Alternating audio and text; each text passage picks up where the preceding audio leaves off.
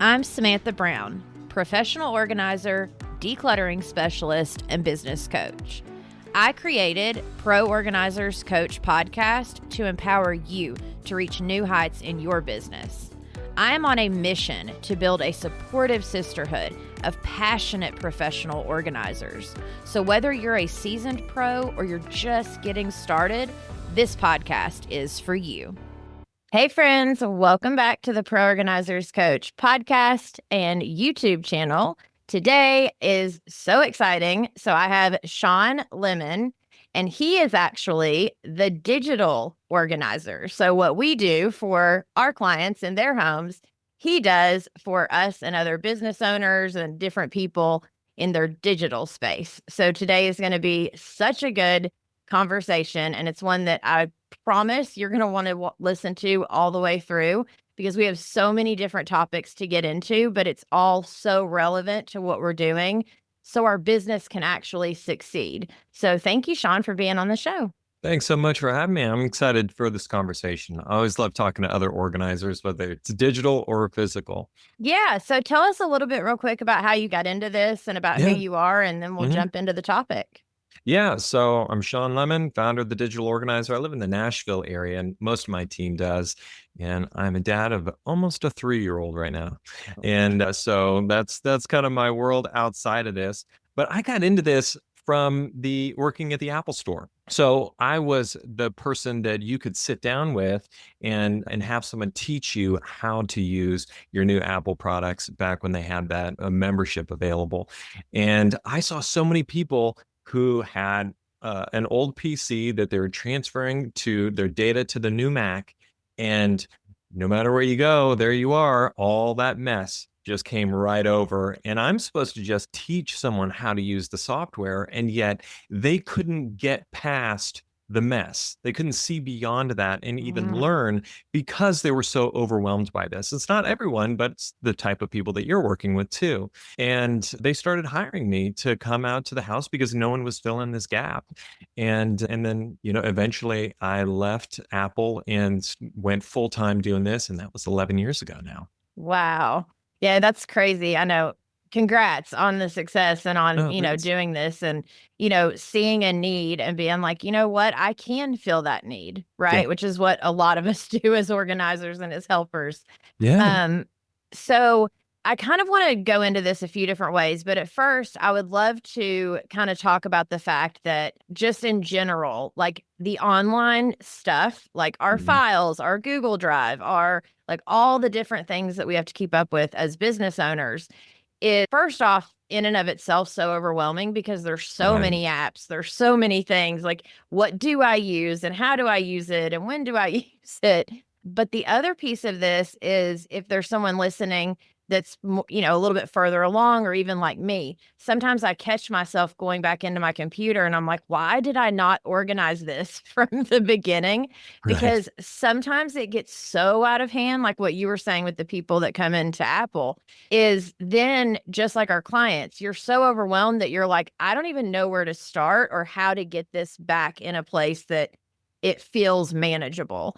And so I'd love to kind of get a few tips from you of if someone was just starting out so they don't end up in the hot mess express like I'm in currently.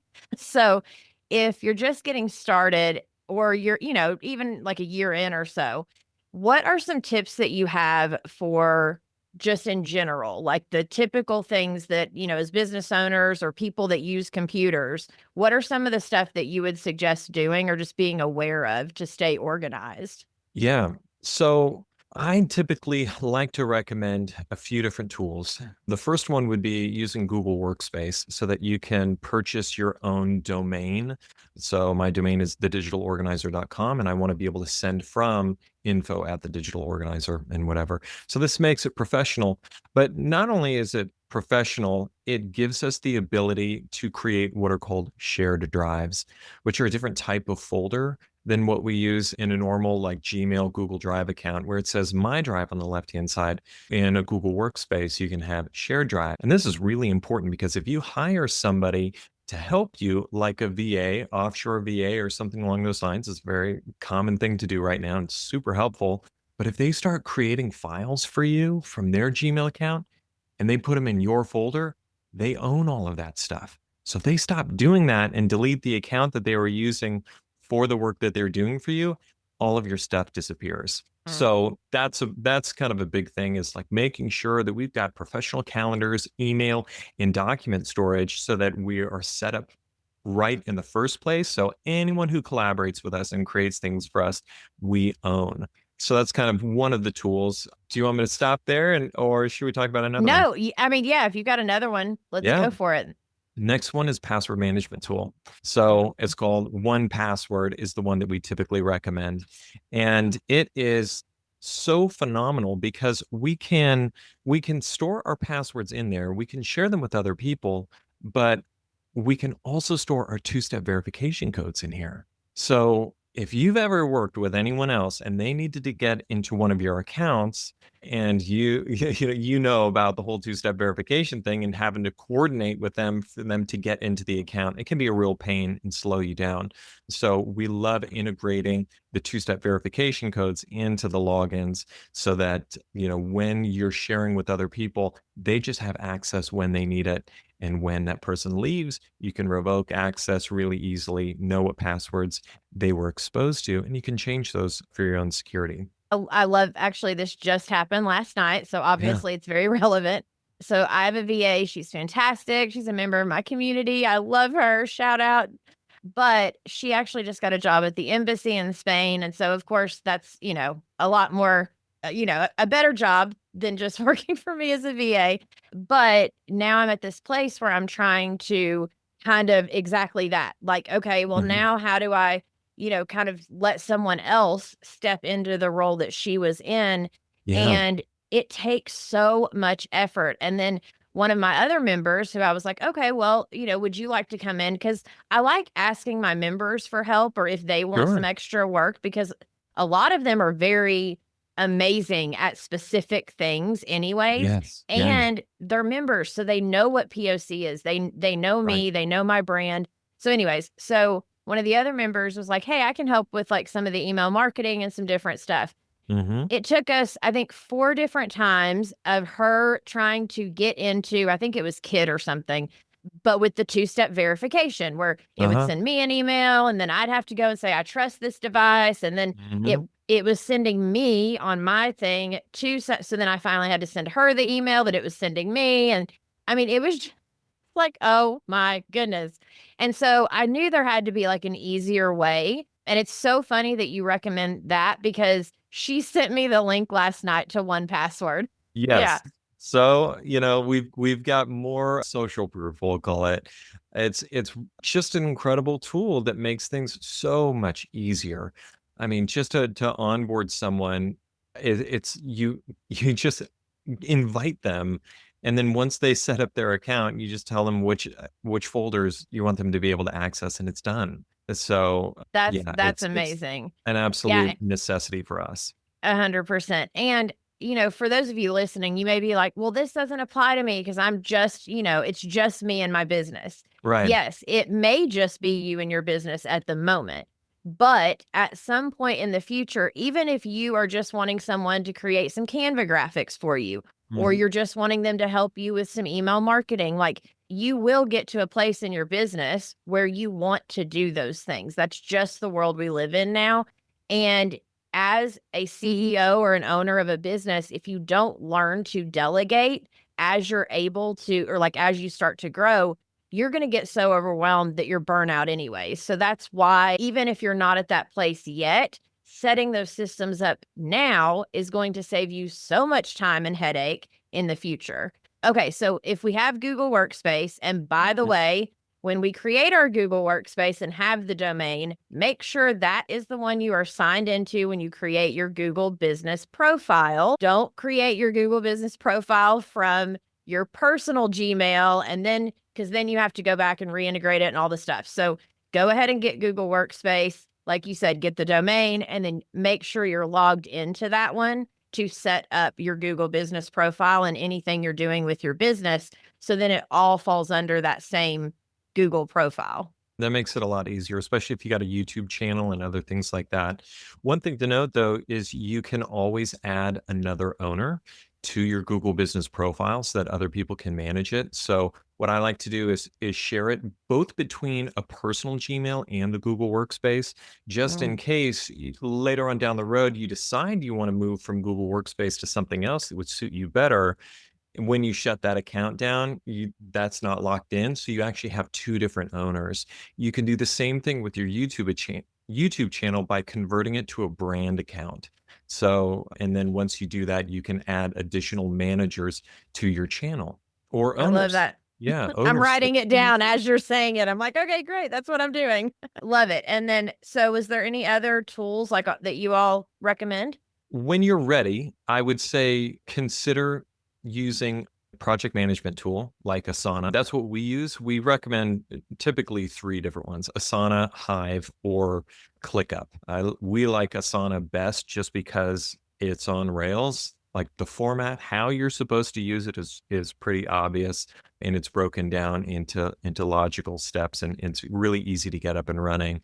Whereas ClickUp, it's very customizable, super cool, but if you don't know what your system looks like or what you want it to be, you could spend so much time trying to build this thing out and then really not even use it in the first place. So that would And be then a for great those of tool. us that don't know, Asana is it like a CRM or? Sort of. There are actually 3 different types of CRMs. You've got a sales CRM like Pipedrive. You've got a contact CRM like HubSpot, Zoho, and those can also, they have lots of other things that you can do with it, sales as well. So more contact management, and those are usually together with sales. Then you have a CRM like Kit or ConvertKit or MailChimp for sending out email stuff. And then we've got a CRM for projects, and that would be like your project management software, like Asana. And most people, once their business is really established, they're going to want, each one of those 3 things, and they should usually be separate. If you think, oh, I'm going to start off with HubSpot now because that's on all of the websites, say it's the best CRM for contact management and everything, and I can grow into it. Well, growing into it jumps you up to like $800 a month to add the marketing tools. And for a small business, that's just completely not possible. Mhm. So I use ConvertKit for marketing. I use Pipedrive for capturing leads. I use Asana for tracking my projects. But I really grew into using Pipedrive, which is a sales CRM. If you're just trying to track people who are interested in your service and you don't have a massive amount of leads coming in, then you should just actually do that in your project management software. Keep it all in one place. Don't load yourself up with a bunch of bills. You can actually do double time with a lot of these tools. I love it. Yeah, we've recently started using Trello to keep up with the podcast episodes, and Yeah. it has been life-changing to the fact that I can go in and just scroll to, like, which episode I'm at and have, like, Uh-huh. that media kit and just different things. Yes. And it's just the fact that, like, keep it simple, but also have it organized in a way, like, it really saves so, and I know, we say this, we're organizers, you would think that we know these things, but a lot of us love organization as in, like, in the home, the Mhm. actual organizing, but Yeah. the second it goes to the business stuff or the digital stuff, we all get a little like, because we don't know that. That's not Yeah. our area of expertise.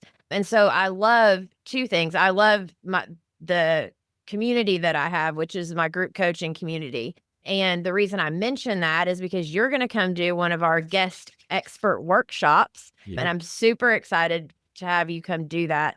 And the reason I mention that is because as organizing in the home, we got this, but the business Mhm. stuff and the digital stuff, you need support. You need people that have been there, done that, that know what they're doing to help guide you and not just a random, like, oh, I went into a Facebook group and I asked other people what they thought and I got 500 different answers. And then you're more confused. And so I love that I have that community. So the point is come join the community if you want to be there for his workshop, because the other thing I love is the fact that when I have a guest come in, we do a Q&A at the end.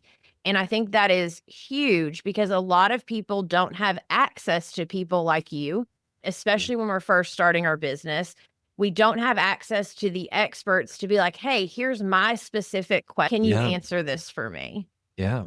And it's hard because the school of YouTube will give you so many different answers, or the Facebook groups and whatever. And a lot of it's really bad advice. I go on ChatGPT all the time to try and solve problems for me and do the research for me. And the amount of times it's like, this is wrong. I know this is Yeah. wrong. And then I have to go and do this research manually. So, but yeah, we've Yeah. And got some good guides for all of this sort of thing. Actually, I've got a guide that you can have that I set up just for you guys. It'll be in the show notes, but thedigitalorganizer.com/POC, and that's file organization because it's, working in the physical space, you're thinking, how can I organize all of my stuff so that I can do this task easily so that it makes sense when I'm here, I have everything that I need. And that's what we're doing digitally. And I've got a whole format for organizing your files, naming conventions, but really taking this whole approach of what are you using and kind of making a workshop type thing out of your digital space. And I think that'll translate really well for you all. yeah, no, I'm super excited about that. And thank you, honestly, because even something as simple as, and that's why I love that you said Google Workspace, right? Because Hmm. even something as simple as the photos we take, like the before and after Yeah. photos, Hmm. and, when we do a consultation or whatever, at first, it doesn't seem like a lot. But the second Yeah. you're working with 5 or 6 different clients every single week, like I Hmm. scroll through my photos and I'm like, oh, wait, I did do that set. Like there's so much information that, Yeah. if your files are organized in a way of like Susie's organizing sessions or, Hmm. January 2025 Susie or however you want to organize it, but learning to organize those things and putting all of the information in there. Plus, what that does is if Susie reaches back out to you a year from now saying, hey, I need help in this other area, then you can go into that file, look and see like, oh yeah, that's who that was. Because sometimes we Yep. need a reminder of who it is. Hmm. This is the work we've already done. And you could even upload into a file like a notes or a document where you took notes. Because I tell my girls all the time during the consultation, Yeah. take notes of other areas that they mentioned Hmm. that are pain points for them so you can reach Yes. back out later. Yep. And so you can keep all of that in that one folder that says Susie, January 2025 or whatever. Hmm. So I love that you're offering the file organization because I think that's where a lot of us go wrong is we don't from the beginning organize our systems in that way to where we can easily find the information. Yeah. Yeah. Totally. For example, on this of what you're talking about, one of my main folders at the top level is a folder called clients because we're surface based like you. And there are two folders up at the top prospects. So these are people who have not become clients yet and inactive clients. And then all of the rest of the folders are only clients I'm working with right now. So it's Mhm, very focused. And inside of that, I'm going to have, Samantha Brown inside of there. I'm going to have appointment notes, which is a template that I use over and over again, the same notes format for every sales call. And then we add every session we have with that client, we're adding to that same file so we can see in one place all of the notes that we have. And we can even comment and tag our client in it so that they can talk about something if we want to. And photos, any sort of uploads and files that we gather for them, they all live in that client file so that mhm, all of it is together, just like you're talking about. And photos should probably go in there instead of in your camera roll. If you want to mhm. have an album of the best shots, a few curated ones in your photo library so that you can pull up an iPad or iPhone and quickly show off, cool.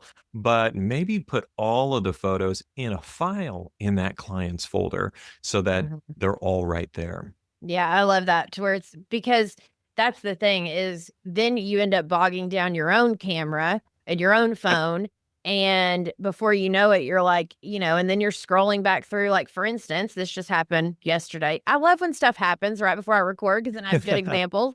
But I just had a client reach out and she was like, hey, so I really want to do a pegboard in my craft room. Long story short, I was like, "Oh, yeah." I said, "I did that exact pegboard with a previous client."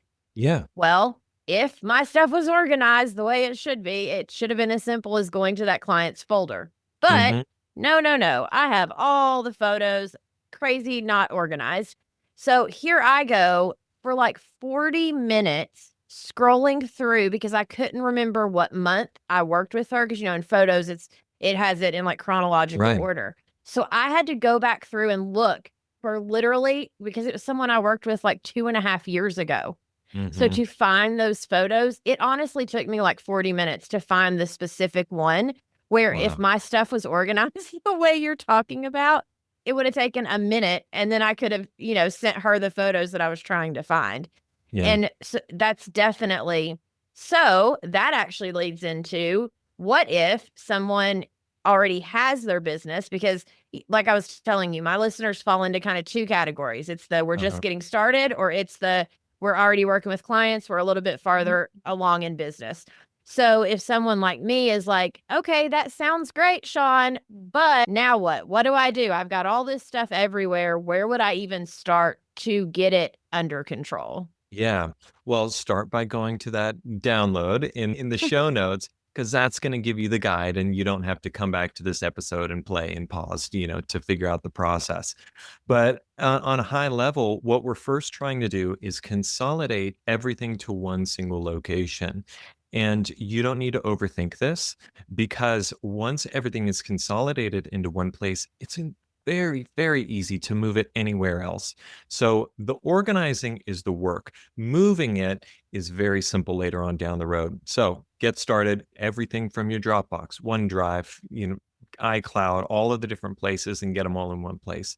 Then trash stuff that you know that you don't need. After that, what's the stuff that you've just consolidated that you want to keep, but it's unlikely you're ever going to look at it again? Let's create an archive folder and dump all of that stuff in there so that when we're organizing the rest of the files that are actually relevant, we have a much smaller set that's easier to organize. And then once we've gone through that exercise, if you want to apply it to your archive, you can do that. And so then what we've just done is looked through all of these folders for deleting and things that we can archive. We're primed to think about a new folder structure of how we want to organize going forward. What do I look for when I'm thinking about this? When I'm thinking about pictures, do I think about client? Do I think about pictures? And however you go to look for something and naturally think about that needs to weigh in heavily on how you set up your folder structure. You could totally work with a client organizing their home. Yeah. Every single thing you just said is exactly what I do with my clients in their Right. homes.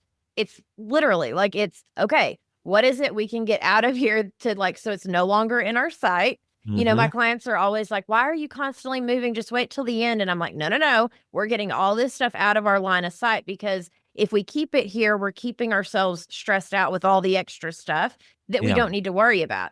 And then once we are down to the stuff that is relevant, where would you go to look for that thing? Because clients are always like, well, where should I put this? And my question is, well, where would you go to look for it?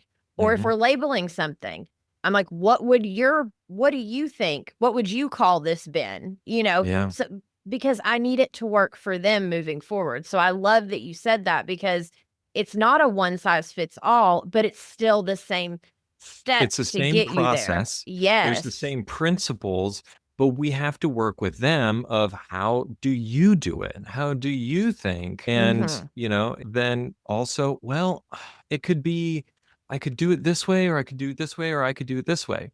Okay, let's incorporate that into the name of the files. So no matter how you look for it, that file is going to show up. Yes. It's Well, funny and that you're Oh, go ahead. I was just gonna say, and renaming things. That's Yeah. the other thing that I think is a huge thing I wish I would have known in the beginning. Yeah. Because when you download like a Zoom call or photos or anything, Mhm. it gives it a GM235, some Yep. random thing that Mhm. you can't search for it Yep. whatsoever. And so renaming photos or files or anything is like the first step I do now that I'm farther. Yeah, well, there's 2 parts of that that I wanna speak to. One, the naming convention. I always like to date things first. So all of my files, maybe unless it's just truly not relevant, they get the date put on it. So 2025-02 for February. We're not just going to put 2, and then 01 for the first, if that's the day. So Mhm. you want those zeros in there. And when you do it and you format it that way every time, then when you're alphabetizing your files, you're also organizing them chronologically. So you can quickly see where something was at. And then the next thing that I put after the name is the type of file. Is this a video? Is it an outline? Or just appointment notes or things like that. And then after that, I have a descriptive name. So there's so many different ways to find it, and you know exactly what that file is without even having to open it. So you put all of that in the name of the file. In the name of the file, yeah. So Nice. it's a little bit longer to do, but I've got a little app on my computer called Text Expander, and so all I have to do is hit semicolon date, and it fills in today's date in the exact same format every single time. And then I just put a dash in, and then put the category, and then the description of that file, and it's just so easy to find. It's another reason why I like Yeah. Google Drive is it'll actually pull up anything that is inside of a document. So you're talking about a pegboard. If you're taking notes every time you're talking to a client and you're working in their house, then and they talk about pegboard and you write that down, you talk about pegboard, all of a sudden it pulls up all of those different client files and you can open it up and see, oh, I Mhm. did that for them. Let me go and check those photos. Or this person's interested. Why don't I call them? It seems to be a pegboard month. So, let's hit up the people who are interested in it. I love that. That's actually a really like, I didn't realize it did that, to be honest with you. Yeah. That's a really good thing to know that, like, yes, it takes a little bit more time on the front end, but we are all like, we all have our back end office stuff. And a lot of us as organizers, we sit down to work on our back end. And one of the biggest questions I get is, well, what am I doing when I sit down? Right? Like, how am I growing my business? What are the next steps I'm doing? But it Yeah. sounds like this needs to be part of our office days, is naming our files or making sure that we are taking the time to categorize, organize, and just use our Google Workspace the way it's meant to be used. So in the future, we're not getting to a point where we're so bogged down, we don't know what to do, or we're so overwhelmed like our clients get, or Mhm. like I am currently. Totally. So what is, like, one of the biggest questions that you get as you, of people that are calling you that are, like, wanting help, or, what are, because I know for me, I get the same few questions kinda over and over. What are Yeah. your typicals? Well, most people show up on a call with me because they're overwhelmed with email. Oh, There's okay. other stuff as well, but email is just completely out of control and they're drowning in it and they've typically been in an embarrassing situation because they dropped the ball somewhere because it's just lost and they're fed up and they start looking for someone. Occasionally that happens for files too. I mean, it's either email or files are the two biggest reasons why people reach out to me. And it's, how do you get this under control? And you know, do I need to just abandon this account and start with something fresh? And usually it's no, we can almost always recover that account, get it under control, and move on because you don't want to have to change 200 logins. If you've got a Right. really established email address, it's, in trying to switch all that stuff, it sounds like a good idea at first, but it's usually not. It's kinda like the people that call that they're like, "Just burn my house down. Just burn the house Mhm. down. I'm over it. I don't wanna deal with it." And it's like, "Okay, you still need somewhere to live. Like, let's just take it one step at a time. I'll get you there." Yeah. Um, oh my goodness. It's crazy how, like, when I saw the name of your business, which is the Digital Organizer, Yeah. I was like, "Oh my goodness, like, that's so cool." And actually, the girl that's helping me, the new with my emails, the VA, the member in my community, she loves digital stuff. And I kept Yeah. telling her, because my thing in the community for each person is like, I hate using the word niche or niche, whatever, like, but it is. It's like, find what you're passionate about, find what you enjoy doing. Because, like, for me, if I had your job, I would be so miserable every day when I woke up because I hate the digital stuff. Yeah. But, and maybe vice versa for you even, but because you found something that you enjoy and that your brain gets and you created a business around it, then you're happy to work, you're excited, that energy gets put out, and then the right clients start to find you. I am actually kind of curious, how long did it take for your business to really start, like, making a decent income for you? And I only ask because a lot of people that are just getting started, I try to tell them, listen, 9 months to a year minimum that you need to Yeah. be before you're going to have any kind of consistency because you're starting a new business. But I know Yeah. for you, you kind of came from Apple over. So I was just kind of curious. Did Yeah. yours? I'm sure someone can identify with my story, and that was working somewhere full time and then moonlighting, and having this other Mm-hmm. gig on the side. And I did that for 6 years. So until I felt confident enough to leave and go full time. And what I did is I actually went down to part time, and then I was making more money part time in my business than I was when I was full time at Apple. And but that just happened to be at a peak. And when, in this any business like this is peak and trough going, and it's usually, if you're doing a good job, up and to the right, but you're still going to hit a low point. I was at a high point when I left Apple, and then all of a sudden it dropped down again. And, but I just kept at it, and referrals were really the biggest thing that kept me going. Is a few specific champions who just absolutely loved me and are loudmouths and really connected in the community, and we're just constantly sending people my way. And I love that. I don't love that it took you 6 years, but a lot of us that are starting businesses, like I started mine as a side hustle too and kept my full-time job because we have yeah. bills to pay. And at first, it takes some time to get, the word out. Hmm. And, but the same what you said about like word of mouth referrals, everyone's so focused on social media. And yes, you need a social media presence 100%. But social media is not what's going to get you your everyday clients over and, like all the stuff.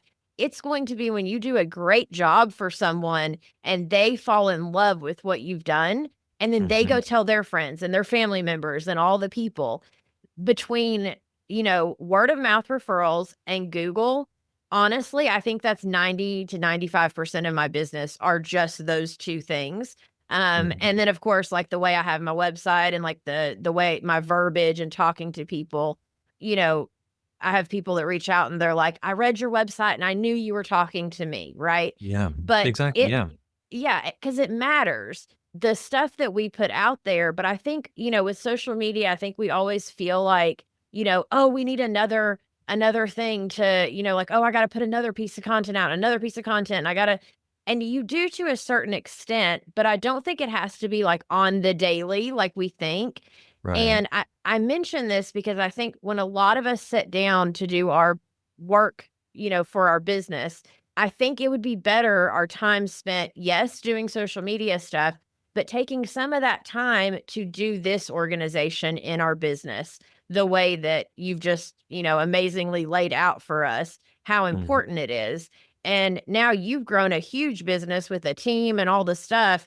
And I'm sure like your back end is so organized because now you have to trust other people to do what you're doing, but you've taught them and you've shown them. And because you created your systems from the beginning, you're easily able to just bring them in and allow them to work with your clients now as well. Yeah. I got a new coach set up in a week. Nice. I mean, and it was just like, wow, you've got, the last 2 people that I hired. It was just like, oh my goodness, this is so put together and neat, and I can just get started. It's just go in, learn our methodology, understand how we run a session, all of those things. And if you already have a lot of experience in training and the technical, or in at least like 2 of the 3 main things that we do, you can very quickly get up to speed because it's all laid out. Here are the resources. This is where we go. This is how we do it. And that's it. It's keeping it super simple. I love what you're saying though about the social media and everything like that. We do it just so that people know that we're alive and we're here. Mhm. because it's a sort of vetting, it's part of the vetting process, but it does not drive sales for me. And if you think Mm-mm. about how powerful is it to see someone's transformation story on Instagram when you're seeing dozens of them every time you open the app, from all these people who are trying to sell to you versus your friend saying, "Oh my God, I hired Samantha and she just transformed my garage and I'm so thrilled. I absolutely love it. You should totally hire this girl." They just pick up the phone and call Samantha. They're not Mhm. shopping for anyone else. They call you. Yeah. And Yeah. so the social media reinforces that. I think you can get business from that, but it is a lot of work to build a social media presence and a huge following. Yeah. And 1,000%. And, I'm glad that you agree with me because, yes, for me, I look at my social media as almost like my portfolio. Like once someone Mhm. hears about me, they're looking me up, then they can go kind of check out my portfolio Yeah. more so than just like, oh, this is what's going to get me business. I have focused the majority of my stuff on Google and on making sure I'm doing an amazing client experience and like talking to people in the Yes. community. Yeah. That is what has grown my Mhm. business tremendously. Yeah. Um, Oh, oh my let me just goodness. speak to this. Social media, spending your time on social media, very low conversion rate. Doing a stellar job communicating and giving your clients everything that they need, showing up, calling on time, answering emails. When you provide that good service, it's not just about the transformation. The transformation is great, but it's about the experience working with you. Everyone Yes. knows how horrible it is to work with construction or to do anything on your house. The people not showing what up. If you show up on time, you do a great job and you do what you say you do, that's half the battle. And then maybe potentially look into joining a networking group like BNI. Yeah. Yeah, I actually just went to one of their meetings and, going my plan, I haven't actually joined yet and I may at some Mhm. point, but I'm at least going to shop around because you can go to them like once or twice for free. And so I'm going to go to a few different meetings and at least kind of get to know some people a little bit until I find the right one. But the other thing is something as simple, and I'm sure you have your little things for your clients as well, but for Yeah. ours, something as simple as me being like, "Hey, I'm on my way." Like every client, I text them when I'm leaving so they know I'm on my way. Yeah. But I'm on my way. I would like to stop at Starbucks. What can I get you my treat? Yeah. That like a coffee from Starbucks or Dunkin' Donuts or whatever, they're like, "Oh my god, like that's amazing. Yeah, it's a $4 Mhm. coffee." And like Yeah. all of a sudden, they're like so blown away that I would bring them a coffee. Like that Yeah. clients like talk about it later Yeah. after we've done sessions and Yeah. stuff, and for me, it's those little small things that Mhm. people are going to remember. And yes, the transformation matters, but exactly everything you said. And it's very hard to convey that on social media. Now, some people are genius at it. Some people, I don't know how they do it. They are gifted at being able to convey stuff on social. But for me, that is not me. And so Yeah. for me, I know if I'm in person having a one-on-one conversation, that's where I'm gonna, Yeah. be able to shine. And so Yeah.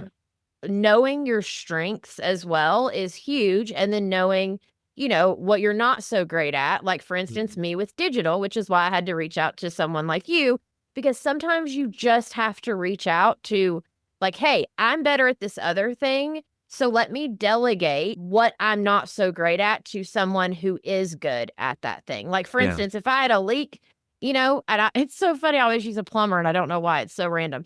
But if I had a leak in my house, I'm not gonna be like, "Oh my gosh, my basement's flooding. Let me watch YouTube and figure out how to fix it." No, I'm calling a plumber. We're gonna get it fixed. Yeah, totally. It's Yeah. But yeah, no, okay, so tell everyone about you, like where they can find you, all the good stuff, remind them of the freebie, and then again, make sure you all come join the membership because I cannot wait for your workshop because I have a feeling a lot of it's gonna be more Q&A than anything because all sure. all of my ladies are gonna be like, "All right, Shawn, what do I do for this? What do I do for this?" Yeah. Yeah, totally. So you can find us at thedigitalorganizer.com. And I really encourage you to start with that landing page with the, slash POC at the end to get that guide. that'll get you some emails from me of just introduction more about our company, but then also there's some really great emails on with videos attached to them of how you can organize your email better and get on top of that. So I'm just giving away tons of stuff just all throughout that process. And I've got a quiz too that you can take of how organized are you, and that can give you some really great insight on where you should start. If you feel like you're a hot mess all over the place, go take the quiz, see where you should start, and dive into that. You can always email me to ask if I've got any other free resources that I can give to you as well. I'm always happy to give away what I can. And yeah, come and chat with us. And I would love to hop on a call if anyone is interested in getting some help. And if anyone's in the Nashville area and wants to trade, I got a shed where I make pottery, and I get really overwhelmed with trying to figure out how to organize some of this stuff in Right? physical spaces, and I can help you with the digital. Yeah, isn't it amazing how it's exactly me on digital. I can Mhm. do this all day long in a home. Yeah. The Yeah. second I go digital, my brain's just like, "Wah." Like, Yeah. but for you, the second you look at your pottery area, Yeah. which is so cool, Yeah. you do pottery, by the way. But the second you look at that, you're like, "Ah, now Yeah. what?" But, Yeah. I Mhm. love it. Thank you so, so much for being on the show. I cannot wait to have you inside of the membership. All of the links will be in the show notes for all of you, and we will definitely catch you in the next episode. Thanks so much. Thank you for joining us on this episode of the Pro Organizers Coach podcast. Go to proorganizerscoach.com to find all the ways that we can help you succeed in your business. Remember, you have the power to make a difference in people's lives through decluttering and organization. So keep honing your skills, embracing those challenges, and fostering connections. Girl, you've got this.